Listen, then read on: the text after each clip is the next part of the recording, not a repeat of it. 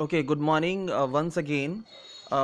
In the last lecture हमने पढ़ा था कि जो रूट्स होती हैं वो सॉइल के अंदर इमर्ज्ड होती हैं और वो वहाँ से minerals and essential substance absorb करती हैं, वाटर ऑल्सो। ओके, उसके बाद हम पढ़ेंगे वास्कुलर टिश्यू, पढ़ लिया था। उसके बाद पढ़ना था जाइलम के बारे में। तो xylem forms a continuous network of a channels. Xylem क्या करता है? एक कंटिन्यूस नेटवर्क क्रिएट करता है, किसके थ्रू? रूट्स के थ्रू। और कहाँ पर कनेक्ट करता है? लीव्स। एंड वो कहाँ जाता है? स्टेम्स के थ्रू जाता है।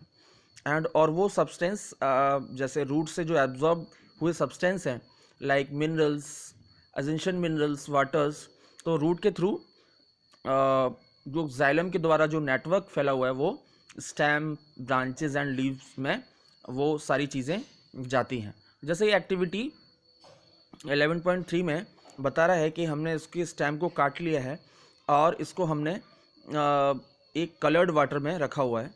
तो यहाँ पर क्या है कि coloured water moves up in the stem, और वो जो कलर है वो आपको लीव्स में नज़र आ जाएगा। तो इससे ये पता लगता है कि जाइलम एक फंक्शंस है जो कि स्टेम के अंदर भी जो एक छोटी सी रूट होगी वो उसको अपसाइड करता है, यानी सारे जो एसेंशियल्स, न्यूट्रिएंट्स और वाटर हैं वो लीव्स तक पहुंचाता है। Okay, so this activity shows the stem conducts water to upright in the with the help of xylem inside the stem. Now transpiration, हमने ट्रांसपिरेशन के बारे में पढ़ा था क्लास 6 में कि you learn that plants release a lot of water by the process of transpiration. अब transpiration क्या होता है? Plant absorb minerals and nutrients and water from the soil. Not all the water absorb is utilise. अब वो सारा का सारा water utilise नहीं होता। तो अब होता क्या है कि जो सरफेस पर, लीव्स के सरफेस पर जो पानी ज़्यादा इकट्ठा हो जाता है वो एवोपरेट हो जाता है, किसमें? एटमॉस्फेयर में। उस प्रोसेस को हम बोलते हैं, और किसके थ्रू?